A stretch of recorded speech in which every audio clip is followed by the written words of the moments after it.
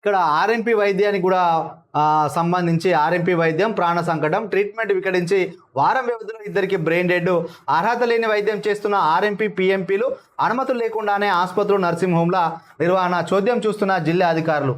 వాస్తవానికి మరి ఈ ఆర్ఎంపీలను పెంచి పోషిస్తున్నది ఎవరు తెలుసా?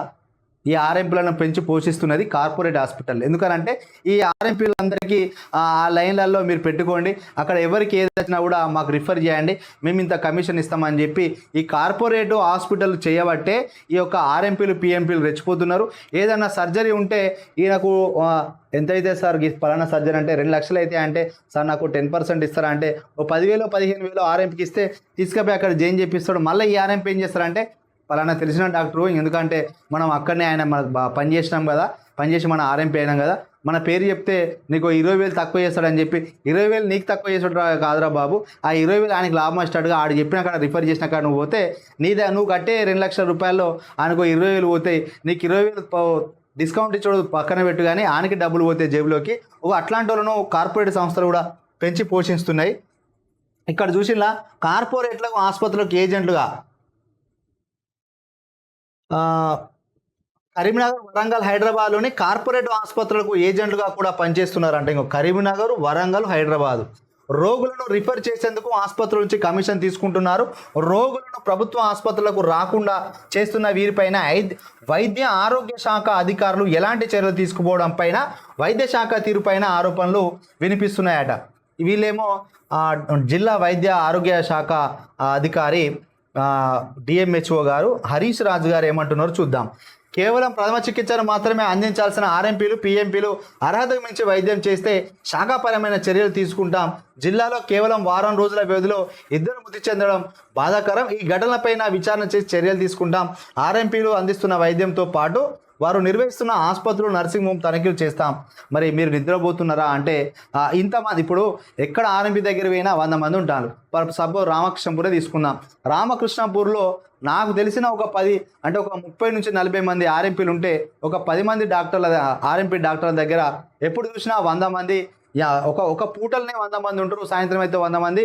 ఎంబీబీఎస్ డాక్టర్ ఒక రోజుకు 200 మంది ఎట్లా చూస్తారో ఆర్ఎంపీ డాక్టరు ఒక రోజుకు వాళ్ళ పేర్లు చెప్తలేను కానీ 200 మందిని చూస్తారు.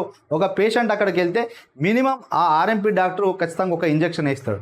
ఇంజక్షన్ వేస్తే 100 రూపాయలు, 2 ఇంజక్షన్లు ఇస్తే 150 రూపాయలు, ఇంకొన్ని ట్యాబ్లెట్లు ఇస్తే 50 రూపాయలు, మొత్తం 200-300 రూపాయలతోటి వాళ్ళకు ఈజీగా అయిపోతుంది. అంటే సాధారణ ప్రజలు కూడా ఏం ఆలోచిస్తున్నారు అంటే ఎంబీబీఎస్ డాక్టర్ దగ్గరికి వెళ్తే కన్సల్టెన్సీ ఫీజే ఓపీ ఫీజు 500 రూపాయలు ఉంది. మెడిసిన్స్కి ఇంకో 1000-1500 అయితే ఈ చిన్న చితగా పనులు చేసుకునే వాళ్ళు ఒక చిన్న జ్వరం వస్తే 1500 పెట్టలేరు.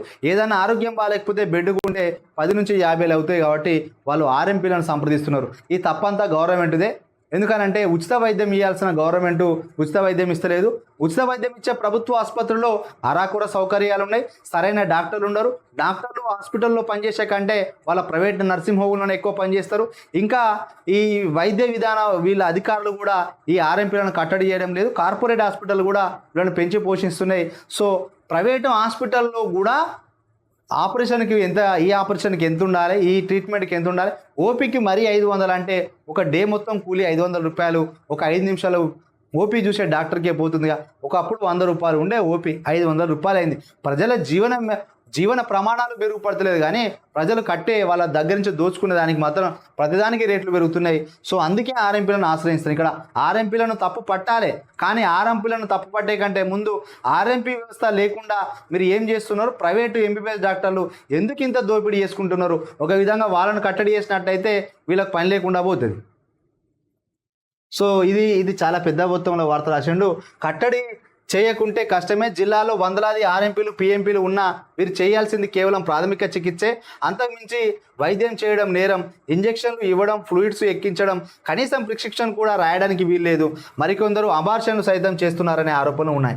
బోర్డుపై క్లినిక్ అని కాకుండా ప్రథమ చికిత్సాలయం అని మాత్రమే రాసుకోవాలి. పేరు ముందు డాక్టర్ అని పెట్టుకోవద్దు. కానీ వారు మాత్రం వీటిని యథేచ్ఛగా ఉల్లంఘిస్తున్నారు. ప్రథమ చికిత్సలకు బదులు వైద్యం అందిస్తూ ప్రజల ప్రాణాలతో చిలగాటమాడుతున్నారంట. ఇక్కడ ఇంతకుముందు మన శ్రీరాంపూర్కు సంబంధించి నస్పూర్లో ఈ యొక్క శ్రీలత అనే ఒక మహిళా వివాహిత మృతి చెందింది. దానికి సంబంధించిన వార్తను ప్రస్తావిస్తూ ఇక్కడ ఆర్ఎంపీ వైద్యం గురించి నిజంగా సాక్షి జిల్లా ఎడిషన్లో వచ్చే వార్తలు మంచి ప్రజలకు ఆలోచించే విధంగా ఉన్నాయి. ప్రజల సంక్షేమం కోసం ప్రజల పక్షాన నిలబడి ఆ రిపోర్టర్ వార్తలు రాస్తున్నారు. ఎందుకంటే సాక్షికి కృతజ్ఞతలు చెప్పాలి. గత నెల రోజుల నుంచి మనం సాక్షిలో ఏ అంశాన్ని తీసుకున్నా కూడా చాలా అద్భుతంగా వార్తలు వస్తున్నాయి. హ్యాట్సాప్ సాక్షి మంచిర్యాల జిల్లా ఎడిషన్.